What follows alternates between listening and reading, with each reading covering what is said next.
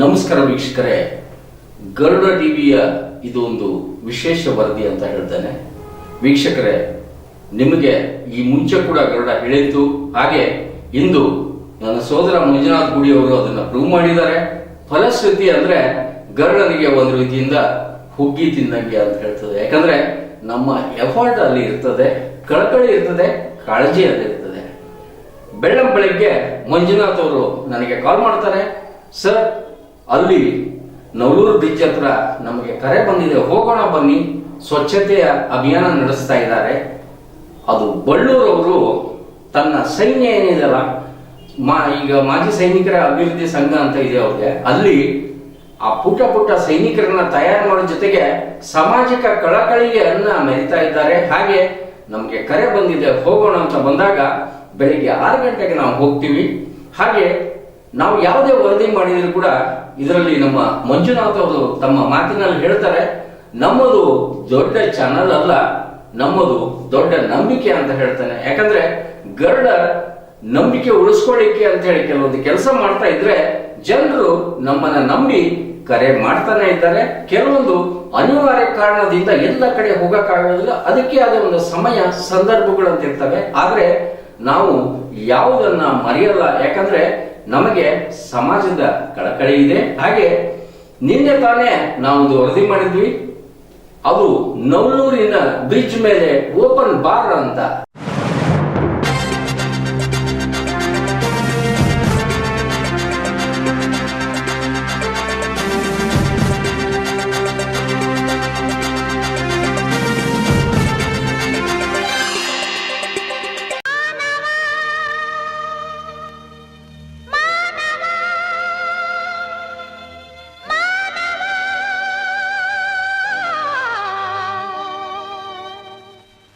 ನಾಗರಿಕ ಮಾನವ ಗಗನದಲ್ಲಿ ಮೇಲೆ ಹಾರುವುದನ್ನು ಕಲಿತೆ, ನೀರಿನಲ್ಲಿ ಮೀನಿನಂತೆ ಈಜುವುದನ್ನು ಕಲಿತೆ, ಭೂಮಿಯಲ್ಲಿ ಬಾಳುವುದನ್ನು ಕಲಿಯಲಿಲ್ಲವೇಕೆ,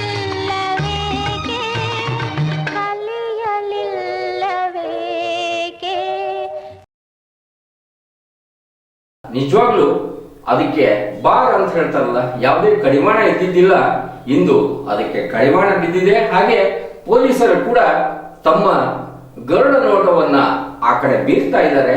ಇಲ್ಲಿ ಎಲ್ಲ ಸರಿ ಆಗ್ತಾ ಇದೆ. ಹಾಗೆ ಈ ಸೈನಿಕರು ಎಲ್ಲರನ್ನ ಅಲ್ಲಿ ಓಡಿಸ್ತಾ ಇದ್ದಾರೆ, ಜೊತೆಗೆ ಆ ಬ್ರಿಡ್ಜ್ ಅನ್ನ ಕ್ಲೀನ್ ಮಾಡ್ತಾ ಇದ್ದಾರೆ. ಮಂಜುನಾಥ್ ಅವರು ಏನ್ ಮಾತಾಡ್ತಾರೆ ಕೇಳೋಣ ಬನ್ನಿ. ವೀಕ್ಷಕರೇ, ನಿನ್ನೆ ತಮಗೆ ಗರುಡ ಟಿ ವಿ ಒಂದು ವಿಶೇಷ ವರದಿನ ಪ್ರಸಾರ ಮಾಡಿತ್ತು. ನವಲೂರು ಬ್ರಿಡ್ಜ್ ಮೇಲೊಂದು ಓಪನ್ ಬಾರ್ ಅಂತ ಹೇಳಿ ಅನ್ನೋ ಶೀರ್ಷಿಕೆಯ ಒಂದು ವರದಿಯನ್ನು ತಮಗೆ ಪ್ರಸಾರ ಮಾಡಿತ್ತು. ಆ ವರದಿಯಲ್ಲಿ ನವಲೂರು ಬ್ರಿಡ್ಜ್ ಮೇಲೆ ಯಾವ ರೀತಿಯಾಗಿ ಕುಡುಕರು ಬಿಯರ್ ಬಾಟಲ್ಗಳು, ಟೆಟ್ರಾ ಪ್ಯಾಕ್ಗಳನ್ನ ಹಾಗೆ ಸಿಗರೆಟ್ ಪ್ಯಾಕ್ಗಳನ್ನ ಯಾವ ರೀತಿಯಾಗಿ ಒಂದು ಬಿಸಾಡಿದ್ರು, ಹಾಗೆ ಇಲ್ಲಿ ದಿನನಿತ್ಯ ಯಾವ ರೀತಿಯಾಗಿ ಒಂದು ಬಾರ್ ಆಗಿರ್ತದೆ, ಇಲ್ಲಿ ಎಷ್ಟರ ಮಟ್ಟಿಗೆ ಕುಡುಕರಲ್ಲಿ ಅವರ ಒಂದು ಜಾತ್ರೆಯಲ್ಲಿ ಇರ್ತದೆ ಅನ್ನೋಂಥದ್ದು ತಮಗೆ ಪ್ರಸಾರ ಮಾಡಿತ್ತು. ಆದರೆ ಒಂದು ವಿಷಯ ನಾನು ಈ ಸಂದರ್ಭದಲ್ಲಿ ತಮಗೆ ಹೇಳೋಕ್ಕೆ ಇಷ್ಟಪಡ್ತೀನಿ. ಗರುಡ ಏನೇ ವರದಿ ಮಾಡಿದರೂ ಅದಕ್ಕೆ ಇಮಿಡಿಯೇಟಾಗಿ ಒಂದು ಫಲಶ್ರುತಿ ಅನ್ನೋಂಥದ್ದೊಂದು ಸಿಕ್ಕೇ ಸಿಗುತ್ತೆ. ಯಾಕಂತ ಹೇಳಿದ್ರೆ ಪ್ರತಿ ಸಾರಿ ನಮ್ಮ ಕೃಷ್ಣಮೂರ್ತಿಯವರು ಒಂದು ಮಾತು ಹೇಳ್ತಿರ್ತಾರೆ. ಅದೇನಂತ ಹೇಳಿದ್ರೆ, ಗರುಡ ಬರೀ ಒಂದು ಚಾನಲ್ ಅಲ್ಲ, ಅದೊಂದು ನಂಬಿಕೆ ಅಂತ ಹೇಳಿ. ಆ ಮಾತು ಮತ್ತೆ ಇಲ್ಲಿ ಪದೇ ಆ ಮಾತು ನಿಜನೇ ಆಗ್ತಾಯಿದೆ. ಯಾಕಂತ ಹೇಳಿದ್ರೆ ತಾವೀಗ ನೋಡ್ತಾ ಇದ್ದೀರ, ನವಲೂರಿನ ಮಾಜಿ ಸೈನಿಕರ ಅಭಿವೃದ್ಧಿ ಏನೋ ಒಂದು ಸಂಘ ಇದೆಯಾ, ಆ ಸಂಘದ ಎಲ್ಲ ಮಕ್ಕಳಾಗಿರ್ಬೋದು ಅಥವಾ ಅಲ್ಲಿ ತರಬೇತಿ ಪಡೆಯುತ್ತಿರುವಂತಹ ಮಕ್ಕಳೆಲ್ಲ ಸೇರಿಕೊಂಡು ಇವತ್ತು ಇದನ್ನು ಕ್ಲೀನ್ ಮಾಡ್ತಾಯಿದ್ದಾರೆ. ಇದಕ್ಕೆ ಕಾರಣ ಅಂತ ಹೇಳಿದ್ರೆ ನಮ್ಮ ಗರುಡ ಟಿ ವಿ ನಿನ್ನೆ ಮಾಡಿರುವಂತಹ ವರದಿಯನ್ನು ನೋಡಿ ಅವರು ನಮ್ಮೂರನ್ನು ನಾವೇ ಸ್ವಚ್ಛ ಮಾಡ್ಕೋತೀವಿ, ಬೇರೆಯವರೆಲ್ಲ ಯಾಕ್ರಿ ಸ್ವಾಮಿ, ಎಲ್ಲದನ್ನು ಬರೀ ಸರ್ಕಾರದ ಮೇಲೇ ನಾವು ಅವಲಂಬನೆಯಾಗಿ ಕೂತ್ಕೊಳ್ಳೋಕ್ಕಾಗಲ್ಲ, ನಮ್ಮದು ಸಹ ಸ್ವಲ್ಪ ಜವಾಬ್ದಾರಿ ಆಗಿರ್ತದೆ ಅಂತ ಹೇಳಿ ಜಗದೀಶ್ ಬಳ್ಳೂರವರು ಹಾಗೂ ಅವರ ಸ್ನೇಹಿತರ ಒಂದು ಬಳಗ ಇಲ್ಲಿ ಬೆಳಗ್ಗೆನೆ ಮುಂಜಾನೆ ಅವರಿಲ್ಲಿ ಒಂದು ಸ್ವಚ್ಛತಾ ಅಭಿಯಾನವನ್ನು ಹಮ್ಮಿಕೊಂಡಿದ್ದಾರೆ. ಹಾಗಾದರೆ ಬನ್ನಿ ಅವ್ರನ್ನ ಮಾತಾಡ್ಸೋಣ, ಅವ್ರು ಏನು ಹೇಳ್ತಾರೆ ಕೇಳೋಣ. ಸರ್ ನಮಸ್ಕಾರ. ಮೊದಲನೇದಾಗಿ ತಮಗೆ ಗರುಡ ಟಿ ವಿಯಿಂದ ಶುಭೋದಯ ಅಂತ ಹೇಳ್ತೀನಿ. ಸರ್ ಹೇಳಿ, ತಮ್ಮ ಶಿಷ್ಯವೃಂದರನ್ನೆಲ್ಲ ತಾವು ಕರ್ಕೊಂಡು ಈ ಒಂದು ಸ್ವಚ್ಛತಾ ಅಭಿಯಾನನ ಮಾಡ್ತಾಯಿದ್ದೀರಾ, ಹೇಳಿ ಸರ್, ಈ ನಿಮಗೆ ಮನಸ್ಸಲ್ಲಿ ಇದು ಹೇಗೆ ಬಂತು ಅಂತ? ಸರ್, ನಾವು ನಿನ್ನೆ ನಿಮ್ಮ ಗರುಡ ಟಿ ವಿ ಮುಖಾಂತರ ಸಂದೇಶ ನೋಡಿದ್ವಿ, ನೀವು ಕಳಿಸಿದ್ದ ವಿಡಿಯೋ ನೋಡಿದ್ವಿ ನ್ಯೂಸ್ನಲ್ಲಿ. ನಾವು ಇಲ್ಲೇ ಪಕ್ಕದಲ್ಲಿ ಅಡ್ಡಾಡಿದ್ರು ನಮ್ಗೆ ಗೊತ್ತಿರಲಿಲ್ಲ ಸರ್ ನಿಜವಾಗ್ಲೂ ಇದು ಈ ಥರ ನಮ್ಮ ನವಲೂರು ಬ್ರಿಡ್ಜ್ ರೋಡ್ ಈ ಥರ ಹದಗೆಟ್ಟಿದೆ ಅಂತೇಳಿ. ನಿಮ್ಮ ನ್ಯೂಸ್ ನೋಡಿದ ತಕ್ಷಣ ನಾನು ಸಾಯಂಕಾಲ ಬಂದು ನೋಡಿದೆ, ಹೌದು ಇವ್ರು ಹೇಳಿದ್ದು ನಿಜಾನೇ ಇದೆ, ಇಲ್ಲೆಲ್ಲ ನೋಡಿದೆ. ಆಮೇಲೆ ನಾನು ಇವರೆಲ್ಲ ಹುಡುಗರು ನಮ್ಮ ಹತ್ರ ತರಬೇತಿ ಪಡ್ಕೊಳಕ್ಕೆ ಬರ್ತಾರೆ, ಸೇನಾ ತರಬೇತಿ. ಇವ್ರು ಬೆಳಗ್ಗೆ ಬರ್ತಾಯಿದ್ರು. ನಾನು ಇವ್ರಿಗೊಂದು ಮಾತು ಹೇಳಿದೆ, ಹಿಂಗೆ ನಿನ್ನ ನ್ಯೂಸ್ನಲ್ಲಿ ಬಂದಿತ್ತು, ಹೋಗಿ ನಮ್ಮ ಕೈಲಾದಷ್ಟು ಸ್ವಚ್ಛತೆ ಮಾಡೋಣ, ಸ್ವಚ್ಛತೆ ಮಾಡಿ ಈ ಥರ ಮಾಡೋರಿಗೆ ಒಂದು ಸಂದೇಶ ಕೊಡೋಣ, ಈ ಥರ ಮಾಡಬೇಡಿ. ಆಮೇಲೆ ನಮ್ಮ ಕೈಲಾದಷ್ಟು ನಾವು ಸ್ವಚ್ಛತೆ ಮಾಡಿ ಹೋಗ್ತೀವಿ. ಆಮೇಲೆ ನನಗೆ ಅನಿಸ್ತಾರೆ ಅಂದರೆ ನವಲೂರಿನ ಜನ ಅಲ್ಲ, ನವಲೂರಿನ ಜನಕ್ಕೆ ಬೇಕಾದ ಜಾಗ ಇದೆ, ಔಟ್ಸೈಡರ್ ಬಂದು ಮಾಡ್ತಾಯಿದ್ದಾರೆ. ಆದಷ್ಟು ಅಧಿಕಾರಿಗಳಾಗಲಿ, ಆಮೇಲೆ ವಿದ್ಯಾಗಿರಿ ಪೊಲೀಸ್ನವ್ರು ಯಾವ ಇದಕ್ಕೆ ಜವಾಬ್ದಾರಿ ಆಗಿರ್ತಾರೆ ಅವರು ಇನ್ಮೇಲೆ ಸ್ವಲ್ಪ ಈ ಕಡೆ ಕಣ್ಣು ಹಾಯಿಸಬೇಕು ಅಂಥೇಳಿ ನಮ್ಮ ಆಶಯ. ಸರ್, ಈ ಸಂದರ್ಭದಲ್ಲಿ ಇನ್ನೊಂದು ಪ್ರಶ್ನೆ ಅಂತ ನಾನು ನಿಮ್ಗೆ ಕೇಳ್ತೀನಿ. ಈಗ ಇಲ್ಲಿ ಆಲ್ಮೋಸ್ಟ್ ಅಲ್ಲಿ ಏನು ಸಾಯಂಕಾಲ ಕುಡಿಯೋಕ್ಕೆ ಬರ್ತಾಯಿದ್ದಾರೆ, ಒಂದು ನಮ್ಮ ಅನಿಸಿಕೆ ಎಲ್ಲ ಒಂದು ಯುವಕರೇ ಅನ್ಕೊತೀನಿ. ಅಂದರೆ ಮುಂದಿನ ನಮ್ಮ ದೇಶಕ್ಕೆ ಇವರು ಸೈನಿಕರಾಗುವಂಥ ಯುವಕರು ಈ ರೀತಿಯಾದಂಥ ಒಂದು ದುಶ್ಚಟಕ್ಕೆ ಬೀಳ್ತಾಯಿದಾರಲ್ಲ, ಇದರಿಂದ ತಮ್ಮ ಮನಸ್ಸಿಗೆ ಎಷ್ಟೊಂದು ಖೇದ ಇದೆ? ತುಂಬ ನೋವಾಗ್ತದೆ ಸರ್. ಇವರು ಇವಾಗ ತಮ್ಮ ಆರೋಗ್ಯ ಕಾಪಾಡಿಕೊಂಡು ಇವಾಗ ದುಡಿದು ದೇಶ ತಂದೆ ತಾಯಿನ ಸಾಕಿ ದೇಶಕ್ಕೋಸ್ಕರ ಕೆಲಸ ಮಾಡಬೇಕು, ದುಡಿಬೇಕಾದಂಥ ಟೈಮ್ನಲ್ಲಿ ಇಂಥ ದುಶ್ಚಟಗಳ ಬಲಿಯಾಗಿ ಸರ್ಕಾರದ ರೋಡ್ಗಳನ್ನ ಹಾಳು ಮಾಡಿ ನಮಗಾಗಿ ಮಾಡಿಕೊಟ್ಟಂಥ ವ್ಯವಸ್ಥೆಯನ್ನು ಚೂರು ಮಾಡಿದ್ದಾರೆ. ಕುಡಿದು ಒಗೆಯೋದಲ್ಲದೆ ಚೂರು ಬೋಟಲ್ ಮಾಡಿದಾರಲ್ಲ, ನಡೆಯೋಕ್ಕೆ ಬರಲ್ಲದ ಥರ ಮಾಡಿಟ್ಟಿದ್ದಾರೆ. ಇದನ್ನೆಲ್ಲ ನೋಡಿ ತುಂಬ ದುಃಖ ಆಗುತ್ತೆ. ಇನ್ಮೇಲೆ ದಯವಿಟ್ಟು ತಮ್ಮಲ್ಲಿ ವಿನಂತಿಯಿಂದ ಕೇಳ್ಕೊತೀನಿ, ಈ ಥರದ ಕೆಲಸಗಳನ್ನ ಮಾಡೋಕ್ಕೆ ಹೋಗಬೇಡಿ. ನನಗೆ ಭರವಸೆ ಇದೆ, ನವಲೂರು ಜನ ಅಂತೂ ಈ ಥರ ಮಾಡೋದಿಲ್ಲ, ಔಟ್ಸೈಡ್ನವ್ರು ಮಾಡ್ತಿರ್ಬೋದು. ಯಾರಿಗಾದರೂ ದಯವಿಟ್ಟು ಈ ಥರ ಮಾಡಬೇಡಿ. ನವಲೂರು ಜನನೂ ಈ ಕಡೆ ಕಣ್ಣು ಹಾಕ್ಕೊತೀರಿ. ನಮ್ಮ ಊರನ್ನು ನಾವು ನವಲೂರು ಬ್ರಿಡ್ಜ್ ಅಂತ ಬಂದ ತಕ್ಷಣ ನೋವಾಯಿತು. ಒಳ್ಳೆಯ ಹೆಸರಿಗೆ ನಮ್ಮ ನವಲೂರು ಬರಬೇಕು, ಈ ಥರ ಕೆಟ್ಟ ಹೆಸರಿಗೆ ಬರಬಾರ್ದು ಅನ್ನೋದು ನನಗೆ. ಹಾಗೆ ಈ ಸಂದರ್ಭದಲ್ಲಿ ಇದಕ್ಕೆ ಸಂಬಂಧಪಟ್ಟಂಥ ಅಧಿಕಾರಿಗಳು ಅಥವಾ ಪೊಲೀಸ್ ಇಲಾಖೆಗೆ ತಾವು ಏನಾದರೂ ಹೇಳೋಕ್ಕೆ ಇಷ್ಟಪಡ್ತೀರಾ? ಹಾಂ ಸರ್, ನಾನು ಇನ್ಮೇಲೆ ನಮ್ಮ ಕೈಲಾದಷ್ಟು ಸ್ವಚ್ಛತೆ ನಾವು ಮಾಡಿ ಹೋಗ್ತೀವಿ, ನಾವು ಕಣ್ಣು ಹಾಕ್ತಿರ್ತೀವಿ. ಪೊಲೀಸರು ಸಹ ದಿನನಿತ್ಯವಾಗಿ ಈ ಥರ ಕಾರ್ಯಚಟುವಟಿಕೆ ನಡೀದೇ ಇರೋ ಥರ ನೋಡ್ಕೋಬೇಕಂತ ಅವರೇ ಒಂದು ವಿನಂತಿ ಸರ್. ಧನ್ಯವಾದ. ಕೇಳಿದ್ರಲ್ಲ ವೀಕ್ಷಕರೇ, ಈಗ ಜಗದೀಶ್ ಬಳ್ಳೂರವರು ಒಂದು ಯುವಕರಿಗೆ ಉತ್ತಮವಾದ ಒಂದು ಸಂದೇಶವನ್ನು ನೀಡಿದ್ದಾರೆ. ಹಾಗೆ ಅವ್ರು ಹೇಳೋದು ಅಂದರೆ ಏನಂತ ಹೇಳಿದ್ರೆ, ಆಲ್ಮೋಸ್ಟ್ ಅಲ್ಲಿ ಇಲ್ಲಿ ಬರ್ತಿರುವಂತಹ ಈ ಇಂದಿನ ಈ ಯುವಕರು ಯಾಕೆ ಇಷ್ಟೊಂದು ಈ ದುಶ್ಚಟಗಳಿಗೆ ಬಲಿ ಆಗ್ತಾ ಇದ್ದಾರೆ ಅನ್ನೋಂಥ ಮಾತು ಅವರ ಮನಸ್ಸಿನಿಂದ ಬಂದಿದೆ. ಈ ದುಶ್ಚಟಕ್ಕೆ ಬಲಿ ಆಗೋದ್ರ ಬದಲು ಈಗ ಯಾವ ರೀತಿಯಾಗಿ ಮಕ್ಕಳು ಒಂದು ತರಬೇತಿಯನ್ನು ತೆಗೆದುಕೊಂಡು ದೇಶಕ್ಕೆ ಸೇವೆ ಮಾಡಬೇಕು ಅನ್ನೋವಂಥ ಒಂದು ಮನೋಭಾವನೆಯನ್ನು ಇಟ್ಟುಕೊಂಡು ಇಲ್ಲಿ ಸೇವೆಯನ್ನು ಸಲ್ಲಿಸ್ತಾ ಇದ್ದಾರೆ. ಅದೇ ರೀತಿಯಾಗಿ ಪ್ರತಿಯೊಬ್ಬರು ನಮ್ಮೊಟ್ಟಿಗೆ ಬಂದು ಕೈ ಜೋಡಿಸಿ ಅನ್ನೋಂಥ ಮಾತನ್ನು ಜಗದೀಶ್ ಬಳ್ಳೂರವರು ಹೇಳ್ತಿದ್ದಾರೆ. ಈ ಸಂದರ್ಭದಲ್ಲಿ ಗರುಡ ಟಿ ವಿ ತಮಗೆ ಇನ್ನೊಂದು ಹೇಳ್ತದೆ.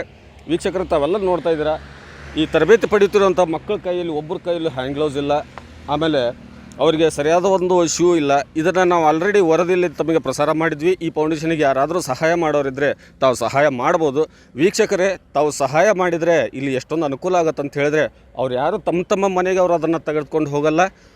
ಬದಲಾಗಿ ಅದನ್ನು ಅವರು ಈ ಹ್ಯಾಂಡ್ ಗ್ಲೌಸು, ಹೀಗೆ ಶೂ ಈ ರೀತಿಯದೆಲ್ಲ ಖರೀದಿಯನ್ನು ಮಾಡಿಕೊಂಡು ಅವರು ಈ ರೀತಿಯಾದಂತಹ ಒಂದು ಸಾಮಾಜಿಕ ಸೇವೆಯನ್ನು ಮಾಡ್ತಾರೆ.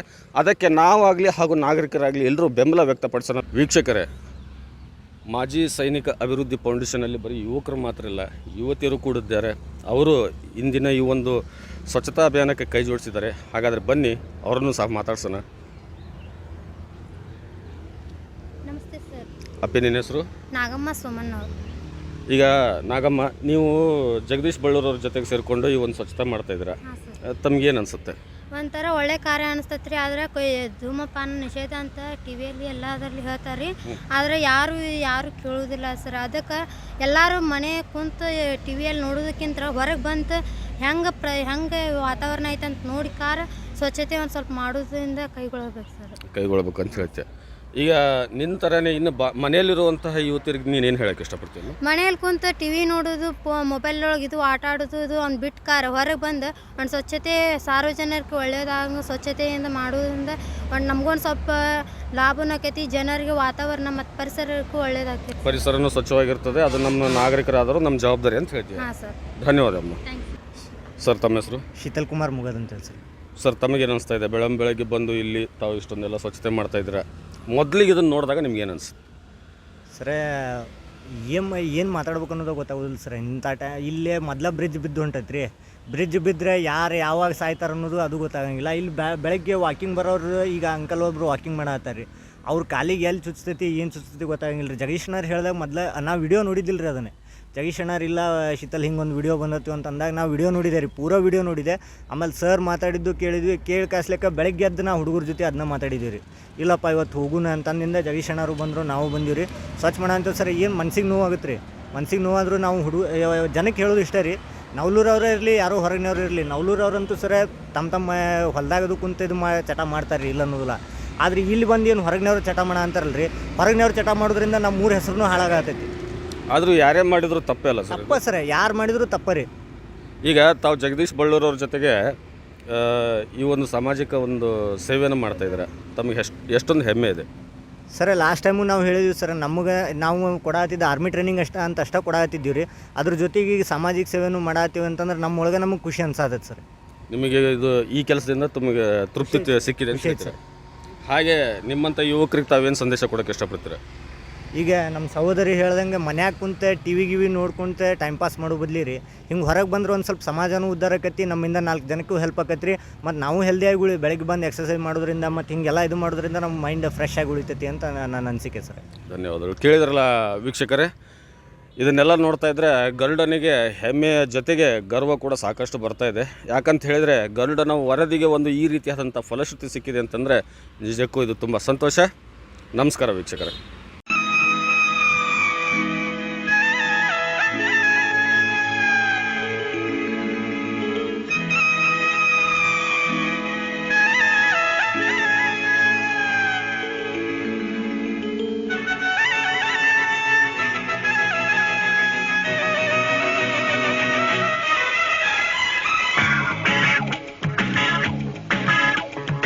ಅಂದವೋ ಅಂದವೋ ಕನ್ನಡ ನಾಡು, ನನ್ನ ಗೂಡು ಅಲ್ಲಿದೆ ನೋಡು. ಚಂದವೋ ಚಂದವೋ ನನ್ನಯ ಗೂಡು, ನನ್ನ ಹಾಡು ಅಲ್ಲಿದೆ ನೋಡು.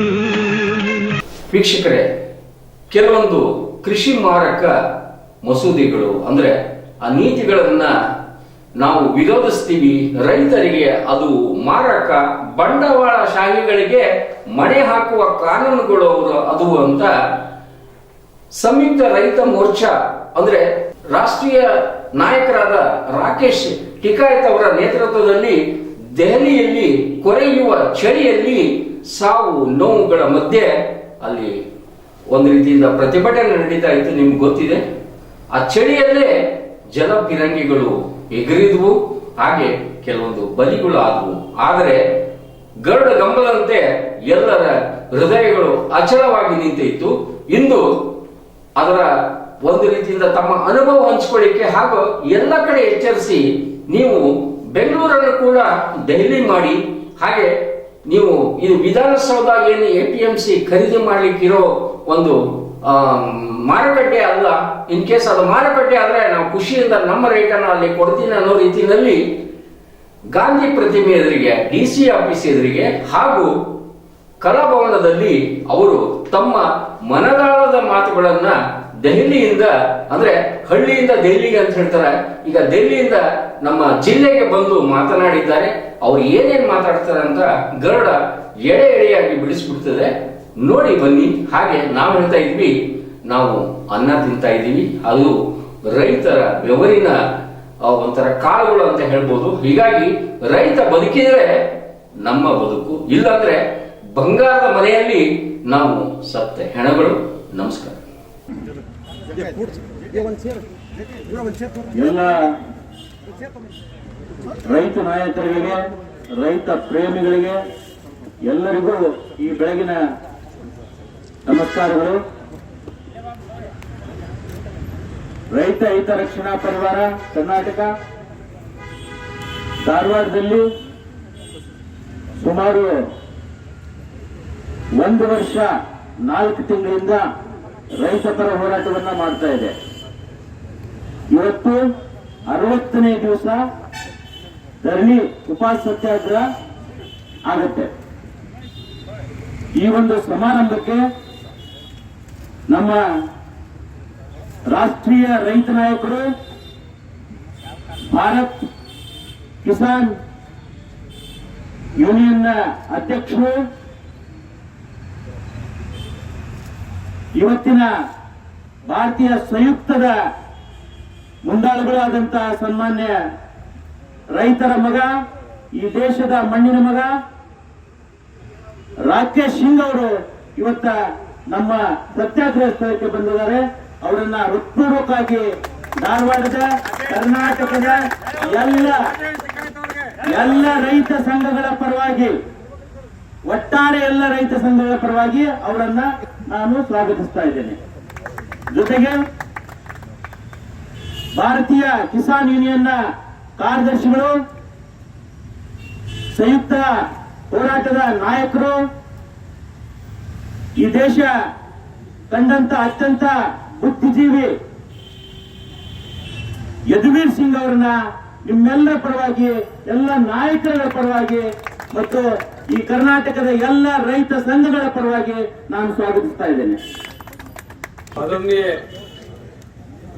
अध्यक्ष, सम्मानित मंच और सभी पदाधिकारी, समस्त प्रेस के लोग और किसानों, नौजवान साथियों,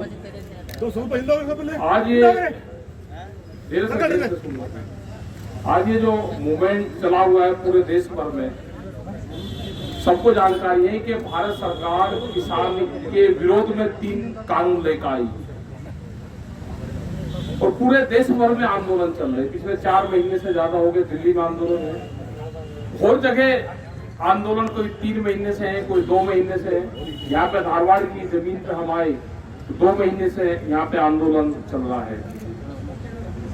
हजारों जगह मूवमेंट चले हुई है। अब जरूरत है कि सरकार तो बातचीत नहीं कर रही, अभी ये आंदोलन और लंबे चलेंगे, बहुत जगह आंदोलन लंबे चलेंगे। मूवमेंट के लोग पूरे देश भर में लगे हुए हैं, किसान के इशू पे है, मजदूर के इशू पे है, दलित के इशू पे है। जो दुकानदार है हमारे गांव में, जो शहरों में दुकानदार है, उनके इशू है। क्योंकि अगर किसान को फसलों से फायदा होगा तो उसका लाभ हर दुकानदार को जाएगा, मजदूर को जाएगा, हर किसान और नौजवान को जाएगा। इस आंदोलन से नौजवान भी जुड़ा है, क्योंकि रोजगार उनके खत्म हुए तो उनको तलाश, अपना रोजगार अपने खेत से तलाश करना पड़ेगा। जिस तरह से पूरे देश की संस्थाएं बिखरी है, तो वो भी एक सोचने का सब्जेक्ट है। वे लोग भी सब साथ आएंगे, वो पेंटिंग वाले हो, ऑर्डिनेंस फैक्ट्री हो, या दूसरे रेलवे वाले हो, एयरपोर्ट है, वे सब लोग साथ में आएंगे। तो सभी लोगों से अपील है कि इस आंदोलन में जिस तरह से प्रेस के लोगों के ऊपर भी एक शिकंजा है, उनको भी मुक्त करवाना है। प्रेस की आजादी पे पहरा है, कलम और कैमरे पे बंदूक का पहरा है, ये सब लोग आप भी देख रहे हैं। हम नहीं कहते कि प्रेस के लोग हमारे बारे में नहीं दिख रहे, क्योंकि उनकी भी बहुत मजबूरियां उनकी होती है, लेकिन लिखे जो प्रेस के लोग लिखना चाहते हैं उनको लिखना चाहिए। सोशल मीडिया पे भी रिस्ट्रिक्शंस लगने वाली है, उसको भी आजाद करवाना है। बहुत स्टेट बंधन में है, वहां पे भी जाएंगे। युद्धवीर सिंह वहां पे गुजरात में गए, तो प्रेस के बीच में से ये देश में पहला मौका होगा कि प्रेस के बीच में से उनके सामने से किसी आदमी को उठा कर ले जाए। लेकिन अब जरूरत है कि देश को नई दिशा देने की, और उसमें सभी लोगों की जिम्मेदारी होगी, आपकी भागीदारी उसमें चाहिए हमको। हम इसलिए आज धारवाड़ क्षेत्र में आए। कर्नाटक में करीब 3-4 प्रोग्राम हमारे हो गए, तो पूरे देश भर में हम जा रहे हैं। फसलों के एमएसपी का सवाल है। रोटी किसी व्यापारी के जो बड़े घराने हैं उनकी तिजोरी में बंद ना हो, अनाज उनकी कार कोठरी में उसमें बंद ना हो, और वे भूख के आधार पर देश में रोटियों की कीमतें तय न करें। यह आंदोलन तो उसका है, गरीब आदमी क्या करेगा? तो इस आंदोलन में सबको जुड़ना चाहिए। और आज यहाँ पे धरना चल रहा है, हमारे अध्यक्ष यहाँ पे हैं, तो ये है कि उन्होंने 2 महीने से धरना यहाँ पे चला रखा। अब कोई सरकारें नहीं सुन रही है, नहीं इनकी बात यहाँ पे मान रही है, तो आज सब लोगों ने, पूरी कमेटी ने ये निर्णय दिया है और सामाजिक लोगों को जिम्मेदारी बनती है कि वो निर्णय ले। तो आज से धरना इनका जो अनशन जो समापन है वो समापन आज करा जाता है और इनको दिशा निर्देश और इस आशय के साथ में कि गांव गांव जाएंगे, मूवमेंट को खड़ा करेंगे और जो दिल्ली संयुक्त मोर्चे की जो कॉल है उसको फॉलो करेंगे। सब लोगों से जो यहाँ पे अपना संगठन है कर्नाटक राज्य रैयत संघ, उन सब लोगों से मिलेंगे और गांव गांव जाके नई व्यवस्था बना के दिल्ली की तरफ को भी आप आओ और दिल्ली से एक मूवमेंट आपके साथ में जुड़ा रहेगा हमेशा, आप लोग उनके संपर्क में रहोगे और एक नई व्यवस्था ये बनानी है कि बेंगलोर को एक नई दिल्ली हमको बनानी है। ये राजधानी को हमको घेरने पड़ेंगे और ट्रैक्टर के साथ में घेरने पड़ेंगे, कार से नहीं ट्रैक्टर क्या के बम्पर बैरिकेटिंग कहीं मिलेंगे तो उसको हटाना पड़ता है। अपनी फसलें लेके हमको विधानसभा, पार्लियामेंट, पुलिस थाने, डीएम डीसी का ऑफिस, एसडीएम, अगर हमको फसलों की कीमतें नहीं मिल रही तो प्रधानमंत्री ने कहा कि अपनी फसल मंडी के बाहर आप कहीं पे भी बेच सकते हैं। तो उनको तो ये लगता है कि जो विधानसभा है यहाँ की, कर्नाटक की विधानसभा बहुत खूबसूरत विधानसभा है, वहां पे एक काउंटर खुल जाएगा अडानी काउंटर, तो उस पे जो एमएसपी है उस रेट पे हमारी फसलें बिकेगी। तो ये इस मूवमेंट को हमको तैयार करना है। ये लड़ाई लंबी लड़ी जाएगी, लंबी लड़ाई चलेगी, आंदोलन लंबा चलेगा। तो इसकी आप सब लोग तैयारी करें। रात को सबको यहाँ पे बाबा गौड़े पाटिल है, चुप्पी है, सब लोग यहाँ पे हैं। तो आपका सबका धन्यवाद, जितने भी यहाँ पे लोग आए। यहाँ की प्रेस का भी धन्यवाद कि आप अच्छा कवरेज आप कर रहे हो। कल भी आप लोगों से बात हुई तो ये प्रेस अपना जो प्रेस का धर्म है वो निभाती रहे और अपना काम करते हैं। इसी आशय के साथ आप सबका धन्यवाद। जय हिंद, जय भारत, जय कर्नाटक। आप आगे बढ़ो, हम तुम्हारे साथ हैं।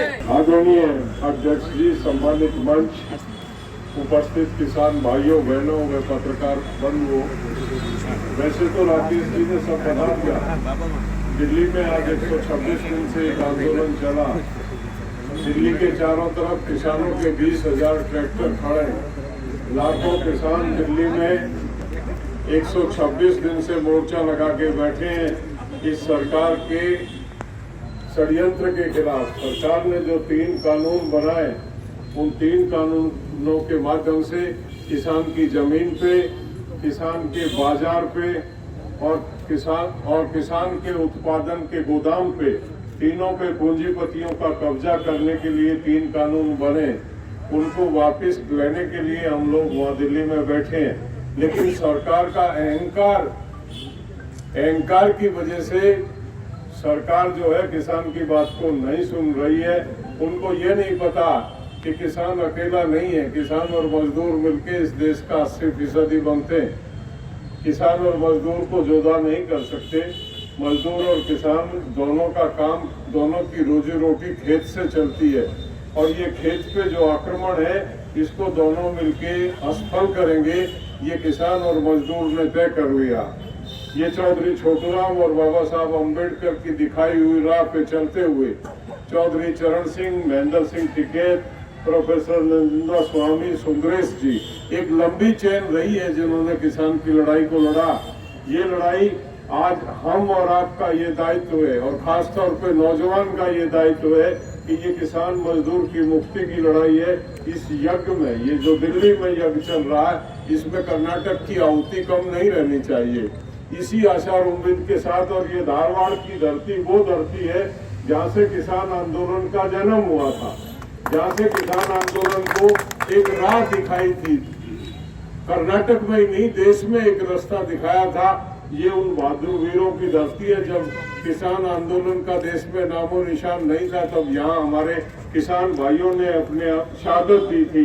वो शहीद हुए थे किसानों के विषय को लड़के। इसी आशा के साथ इस वीरों की धरती पे फिर आए हैं कि ये धारवाड़ की धरती दोबारा से इस देश के किसानों को एक नई राह दिखाएगी, एक राह जिस राह से किसान और मजदूर मुक्त होगा, किसान और मजदूर अपने हकों की लड़ाई को जीतेगा। आपका बहुत बहुत धन्यवाद, आभार। जय किसान, जय जवान। आगे बढ़ो, हम तुम्हारे साथ है। ಸನ್ಮಾನ್ಯ ಟಿಕಾಯಿಟ್ರೆ, ವೇದಿಕೆಯಲ್ಲಿ ಆಶೀರ್ವಾದ ಎಲ್ಲ ಆತ್ಮೀಯ ಬಂದರೆ ಪತ್ರಿಕಾ ವರ್ಗದ ಮತ್ತು ಸರ್ ಎಲ್ಲ ಸ್ನೇಹಿತರು, ಯಾಕ್ರಿ ಮೋದಿ ಅವರ ನಮ್ಮ ತಾಳ್ಮೆ ಏನೋ ಟೆಸ್ಟ್ ಮಾಡಬೇಕು ಮಾಡಿದ್ದೀರಿ? ಎಷ್ಟು ದಿವಸ ಆಯ್ತು ಈಗ ಚಳವಳಿಯಲ್ಲಿ ಡೆಲ್ಲಿ ಒಳಗೆ ನಡೆಯುವಂಥ ಚಳವಳಿ ಎಷ್ಟು ದಿವಸ ಆಯ್ತು ನಿಮ್ಗೆ ನೆನಪಿಲ್ಲ ಏನು? ನಮ್ಮ ತಾಳ್ಮೆ ಪರೀಕ್ಷೆ ಮಾಡಕ್ ಹೋಗ್ಬೇಡ್ರಿ.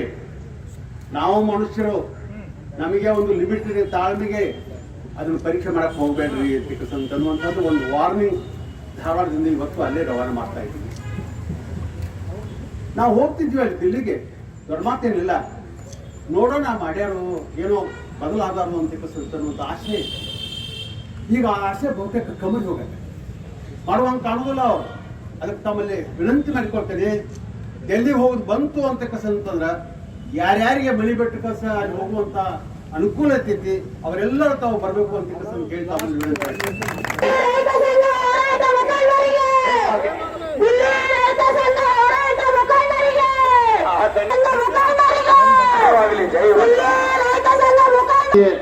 सम्मानित मंच, धारवाड़ की ये जमीन, ये संघर्ष का प्रतीक स्थल, बाबा राम अंबेडकर के अनुयायी, आज जो दिल्ली में जो प्रोग्राम चल रहा 3 कानून को लेकर, ये 3 नहीं है, ये बहुत कानून है जो अभी पार्लियामेंट में आने हैं। ये उसका ब्रेक पॉइंट है। बिजली का एक कानून आएगा, बिजली अमेंडमेंट बिल। उसमें अगर किसी के पास में 2 पशु होंगे तो उसको कॉमर्शियल कनेक्शन लेना पड़ेगा। सीड बिल आएगा, बीज का कानून, अलग से बीज के थाने खुलेंगे।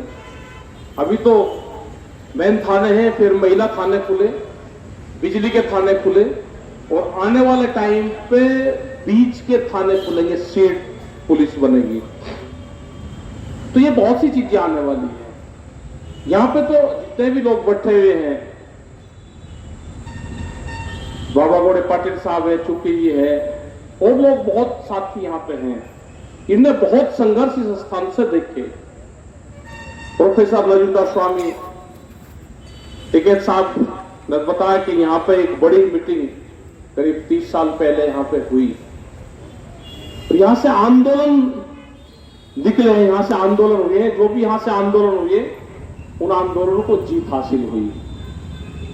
तो आप लोगों की भी एक बड़ी जिम्मेदारी कर्नाटक की है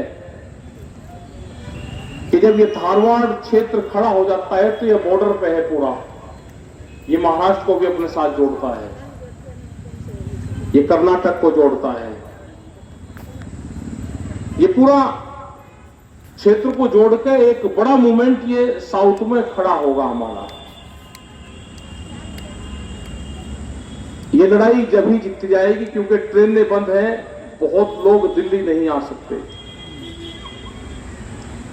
एक बयान हमने वहां पे दिया और हमने कहा कि बेंगलोर की तरफ तो किसानों को कूच करना चाहिए। मौसम थोड़ा सा और ठीक हो जाएगा, इतना आप तैयारी कर लोगे और एक पूरी रणनीति बना लोगे कि कब आपको बेंगलोर चलना है। प्रधानमंत्री ने ये कहा कि फसल अब आप मंडी के बाहर आप कहीं पर भी फसल बेच सकते हैं, ये इस कानून में है। जब तक वापसी नहीं होती तो मंडी के बाहर बेचो, पुलिस स्टेशन में बेचो, क्योंकि पुलिस के लोग, अगर आप ट्रैक्टर लेके विधानसभा पे जाओगे तो पुलिस रोकेगी, मंडी के लोग रोकेंगे, आपको इनकम टैक्स रोकेंगे, सेल टैक्स वाले रोकेंगे। तो जो भी विभाग आपको रोकेगा, उस विभाग को आपकी फसलों को जो भारत सरकार का रेट है एमएसपी, उस पर खरीद करनी पड़ेगी। तो ये आपको करना पड़ेगा। और जिस दिन आप विधानसभा पर अपनी फसलें बेच दोगे, हमको तो ये लगता है कि विधानसभा पे फसलें हमारी ठीक कीमत पे बिकेगी। हमको तो ये लगता है कि मंडी में कम कीमत है। प्रधानमंत्री ने कहा है कि मंडी के बाहर बेचो, तो विधानसभा से बढ़िया कोई मंडी नहीं हो सकती देश में। बेंगलोर में विधानसभा पे बेचे, जो विभाग रोकेगा भाई आप खरीद लो, ये रेट है हमारा, ये भारत सरकार का रेट है, ये फसलें खरीद लो।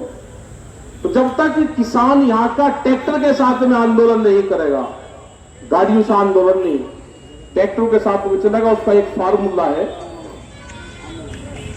एक गांव एक ट्रैक्टर 15 आदमी और 10 दिन, ये आंदोलन की रूपरेखा है। एक गांव से एक ट्रैक्टर चले, 15 आदमी उसमें चले, उनका खाने पीने का राशन दे दो, 10 दिन चले, 10 दिन के बाद में 15 आदमी फिर शिफ्ट हो जाए, दूसरे लोग आ जाए, वे अपने घर चले जाए, दूसरे आ जाए 10 दिन के लिए, तो ये आंदोलन कभी फेल नहीं होगा। ये रणनीति पूरे देश में बनानी पड़ेगी हमको। अपने ट्रैक्टर को अच्छी तरह से करो, उसी में खान पीने का उसका राशन रखो, गाड़ियों से उसमें शिफ्ट करते रहो, अपना घर है वो ट्रैक्टर, उसकी जो ट्रॉली है उसी में अपना पंखे रखो, फ्रिज रखो, कपड़े रखो, अलमारी रखो, बर्तन रखो, खाने पीने का सामान रखो, उसी में सारी एक ट्रैक्टर बढ़िया तरीके से बनवा लो, सार्वजनिक वो बन जाएगा, कोई भी बनवा भी सकता है इसको।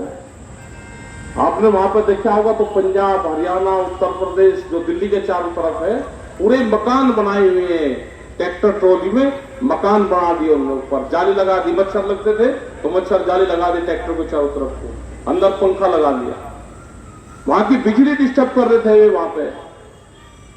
तो आज प्रशासन वहां पे, हमने कहा कि या तो आप दे दो बिजली, नहीं तो हम अपने ट्रांसफार्मर जाएंगे अपने और अपने ट्रांसफार्मर डालकर अपनी लाइन डाल लेंगे। तो आज सरकार ट्रांसफार्मर दे रही अलग से धरना स्थल के लिए। ये देश में ऐतिहासिक धरने होंगे कि धरना स्थल पे अलग से ट्रांसफार्मर लग रहे हैं बिजली के बड़े बड़े, और वहां से उसको कनेक्शन दिए जाएंगे, 24 घंटे बिजली रहेगी। तो ये आंदोलन एक ऐतिहासिक आंदोलन होगा, 4 महीने से भी ज्यादा हो गए, और हमने अभी आगे की तैयारी करी कि नवंबर और दिसंबर तक का जो 2021 का जो साल है, ये आंदोलन का साल है। तो इसमें पूरे साल इसमें आंदोलन होंगे। अगर सरकार बात नहीं मान लेगी तो 2021 के लास्ट तक ये आंदोलन चलेगा, उसके बाद में फिर आगे डेट बढ़ाएंगे हम इसकी। लेकिन जब तक कानून वापसी नहीं होंगे, एमएसपी पे कानून नहीं बनेगा, जो हमारी फसलें, वेजिटेबल्स है, दूध है, उनकी कीमतें तय नहीं होगी, किसान क्रेडिट कार्ड है, उसके मसले तय नहीं होंगे, तो मसले तो बहुत है ना, पूरे देश में मसले हैं, कहीं सूखे का मसला, कहीं पानी का समस्या है। तो ये अब नहीं है चलने का। जैसे हमारे कर्मचारी है, 2004 के बाद में जो कर्मचारी भर्ती होगा तो पेंशन नहीं मिलेगी, तो ये सारे इशू रहेंगे इसमें। जिस तरह से जो बड़े 26 संस्थान अभी बिखरे हैं, वो रेलवे हो, वो पेट्रोलियम हो, एयरपोर्ट है, तो ये बड़े बड़े जो संस्थान हैं ये सब बिखरे हैं। ऑर्डिनेंस फैक्ट्री जिसमें हमारे फौज के हथियार बनते थे, वो प्राइवेट में जाएगा। वो कौन सा मेटल लगाएंगे? एक बार विदेशों से मिल लो और बैठा हल्का लगा दो तो गया, हमारा जवान भी गया, और जो तोपे में बनाएंगे वो फटेगी। ये तो सरकार के अंडर में रहना चाहिए था।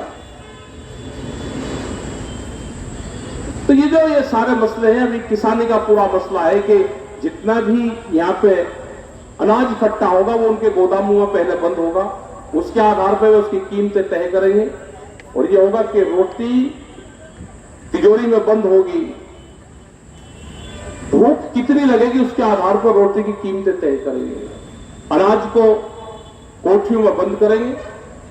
तो ये तो देश में नहीं होगा। किसान अनाज को तिजोरियों में बंद नहीं होने देगा। रोटी बाजार की वस्तु नहीं बननी।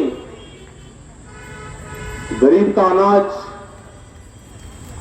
जब बड़े उद्योगपतियों के घरों में चला जाएगा, उनके कोठियों में बंद हो जाएगा, ये तो नहीं देश में होगा। इसके लिए तो जागना पड़ेगा। और ये आंदोलन किसी जाति, किसी धर्म, किसी संप्रदाय का नहीं है। इसकी एक नई बिरादरी बनी है, नया एक इसका धर्म बना है, वो है किसानी का, वो है खेती का, वो है रैयत, जो रैयत किसान संघ। ये भाषा अलग अलग है लेकिन मसले सबके एक हैं। रेट अगर यहां पर नहीं मिल रहा तो रेट हरियाणा में भी नहीं मिल रहा, रेट बिहार में भी नहीं मिल रहा। ये पूरी फसलों को तिजोरी में बंद करना चाहते हैं, तो किसान की जिम्मेदारी बनती है कि जाति धर्म इन सब चीज से ऊपर उठ के आप किसानी धर्म अपनाओ और इस आंदोलन को आगे बढ़ाएं। आप लोग आगे बढ़ाएंगे, चलेंगे। यहाँ के कर्नाटक के लोग उससे बहुत उम्मीद है कि ये दिल्ली में भी साथ देंगे और यहाँ की भी एक अपनी रणनीति बनाएंगे। जब सब लोग इकट्ठे हो जाएंगे तो चलेगी एक रणनीति बढ़ेगी। यहाँ पे जब राजधानी की तरफ को हम चलेंगे तो कोई जहां रोकेगा वहीं रुक जाना। अपने ट्रैक्टर में सामान रखो, जो रोक्या वहीं रुके, सड़क के ऊपर ही वही अपना खाना पीना पड़ा, अगले दिन फिर उन्हें छूट दी, फिर चले जाओ। तो ये आंदोलन आपको शुरू करने पड़ेंगे, नहीं तो ये जमीनें आपकी जाएंगी। कॉन्ट्रैक्ट फार्मिंग, अभी वे फसलों के कॉन्ट्रैक्ट करेंगे, उसके बाद में जमीन आपकी जमीन ठेके पे लेंगे और पूरा नौजवान है वो बर्बाद होगा, जमीनें जाएंगी। इस तरह के एग्रीमेंट वे करेंगे कि जमीन नहीं बचने वाली। तो सभी से उम्मीद है कि आप इस आंदोलन में आप हिस्सा लें, इस आंदोलन को आगे बढ़ाएं। प्रेस के लोगों को जिस तरह से शिकंजा सरकार ने कस रखा है, प्रेस को भी आजादी दिलवानी है। ये मूवमेंट प्रेस की आजादी का भी आंदोलन है। यह आंदोलन जो नौजवान है जो ये है, इसको आगे बढ़ रहा है और देश का जो नया निर्माण होगा उसमें सब लोगों को आगे बढ़कर हिस्सा लेना पड़ेगा आपको। लोग दिल्ली को चारों तरफ से घेर रखा है, लोग हटेंगे नहीं पीछे। पक्के मकान, पक्के घर, नीचे पानी के बोरिंग, पक्के वॉशरूम सब वहां पे बनने लग रहे हैं। तो आप आओ, देखो, जागो, उठो और लड़ो। ये लड़ाई का साल है, ये आंदोलन का साल है, ये आपू का साल है। तो आपका बहुत बहुत धन्यवाद। जय हिंद, जय भारत, जय कर्नाटका, जय धारवाड़। नमस्कार। आदरणीय अध्यक्ष जी, सम्मानित मंच, उपस्थित किसान भाइयों बहनों व बच्चों, नौजवान साथियों, आपको पता, सबसे पहले तो मैं इस क्रांति की भूमि धारवाड़ के तमाम लोगों को नमन करता हूं। धारवाड़ के लोगों ने इस क्रांति का, जो किसान क्रांति है, इसका आज से 42 साल पहले इस देश में शुरुआत की थी। आज वही लड़ाई, किसान की मुक्ति की लड़ाई, किसान की तकलीफों को लेके जो संघर्ष है, वही लड़ाई आज फिर चल रही है। हम धारवाड़ के लोगों को निमंत्रण देने आए हैं। धारवाड़ के लोगों के शामिल होने बगैर इस लड़ाई को जीतना संभव नहीं है। तो हम आपको निमंत्रित करने आए, आपको निमंत्रण देने आए। आपको पता, दिल्ली में 126 दिन से किसान आंदोलन चल रहा। 126 दिन से लाखों किसान दिल्ली को चारों तरफ से घेर के बैठे हैं। दिल्ली के अंदर आने के जितने भी हाईवे हैं, सब पे किसानों ने धरना दे रखा है। 20,000 ट्रैक्टरों ने दिल्ली को घेर रखा। दिल्ली के तमाम रास्ते बंद हैं। हमने सरकार को बता दिया कि जो 3 कानून बनाए, वो 3 कानून जो बाबा साहब अंबेडकर ने किसान और मजदूर को बचाने के लिए बनाए थे, उन कानूनों को इस सरकार ने खत्म किया। उसके लिए ये लड़ाई है, ये किसान और मजदूर की लड़ाई है। ये बाबा साहब के संविधान के साथ जो छेड़खानी की गई है, उसके खिलाफ लड़ाई है। इसमें तमाम देश के किसान, मजदूर, छोटे व्यापारी और नौजवान को हम आमंत्रित करने के लिए आए हैं कि ये लड़ाई गरीब की, ये लड़ाई कमेरे की है, लुटेरे के खिलाफ ये लड़ाई है। जो लूटने आए हैं, जो देश को लूट रहे हैं, उनको इस देश से भगाने के लिए ये लड़ाई है। उसमें आपका सहयोग मांगने हम आए। ये लड़ाई लंबी चलेगी। हम वहां सड़क पे बैठे दिल्ली में, आपको दिल्ली के बारे में ज्यादा नहीं पता, बहुत लोग दिल्ली नहीं गए। दिल्ली में ठंड पड़ती है, पीछे ठंडी का मौसम था, 1 डिग्री टेम्परेचर था, 1 डिग्री। कर्नाटक के लोग जो दिल्ली गए हैं उनको पता होगा 1 डिग्री क्या होता। कर्नाटक में 1 डिग्री का पता नहीं चलता। उस ठंड में हमारे 350 किसान शहीद हो गए। उस ठंड में खून जो है जम जाता, जैसे फ्रिज में पानी जम जाता है, उस ठंड में आदमी का खून जम जाता है। इतनी ठंडी में भी किसान सड़कों पे लाखों की तादाद में बैठे रहे। किसान हार मानने वाला नहीं है। अभी गर्मी आ गई है वहां पे। हमने ठंडी में, हम आपके पास इसलिए नहीं आए कि उस ठंडी में दक्षिण भारत के आदमी का दिल्ली में रहना बहुत मुश्किल था, लेकिन अब मौसम बदल गया। अब मौसम में ज्यादा फर्क नहीं है। अब जैसा मौसम कर्नाटक में ऐसा दिल्ली में भी हो गया। अब आप लोग वहां पे आराम से रह सकते हैं। हमने दिल्ली की सड़कों पे मकान बना लिए, टॉयलेट, बाथरूम, मकान, बिजली, पानी का सब प्रबंध कर लिया। जब भी कर्नाटक के किसान भाई दिल्ली आएंगे, ना आपको रहने की दिक्कत है, ना आपको खाने की दिक्कत है, सारी व्यवस्था आपकी है। आप दिल्ली आए और उस आंदोलन में जो यज्ञ चल रहा है, जो किसान मजदूर की मुक्ति का यज्ञ दिल्ली में शुरू किया, जो पूंजीवाद के खिलाफ लड़ाई दिल्ली में शुरू की है, आके उसमें अपना योगदान दें। मैं इन्हीं शब्दों के साथ आपकी अपनी बात को समाप्त करता हूं और आशा करता हूं धारवाड़ के लोग, धारवाड़ से ही नहीं, पूरे कर्नाटक के किसान को लेके दिल्ली की तरफ आएंगे। और दिल्ली में ही नहीं, जो दिल्ली नहीं जा सकेंगे वो बेंगलोर की घेराबंदी करेंगे। बेंगलोर के चारों तरफ अपने ट्रैक्टर लगा के बेंगलोर को भी दिल्ली की तरफ से घेर के बंद कर देंगे। हम पूरे देश में ये आंदोलन हर प्रदेश की राजधानी में शुरू करेंगे।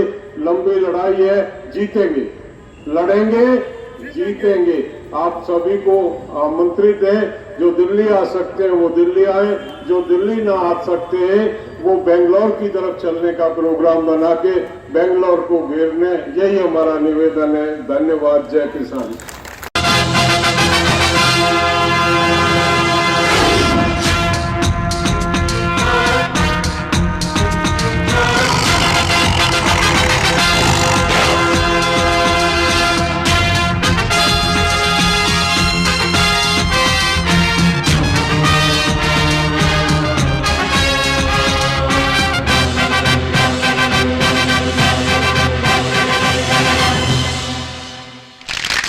ಅನ್ನ ನೀಡೋರೆ ನನ್ನೋರು, ನೆರಳು ನೀಡೋರೆ ನನ್ನೋರು. ಅನ್ನ ನೀಡೋರೆ ನನ್ನೋರು, ನೆರಳು ನೀಡೋರೆ ನನ್ನೋರು. ಈ ಮಣ್ಣಿನಲ್ಲಿ, ಈ ಮಣ್ಣಿನಲ್ಲಿ, ಈ ಮಣ್ಣಿನಲ್ಲಿ ಚಿನ್ನ ಬೆಳೆಯುವ ಜನರೇ ನನ್ನ ದೈವ. ಈ ದೈವಕ್ಕಾಗಿ ಜೀವ ನೀಡುವ ಭಾಗ್ಯವೇ ನನ್ನದು, ಪುಣ್ಯವೇ ನನ್ನದು. ಅನ್ನ ನೀಡೋರೆ ನನ್ನೋರು.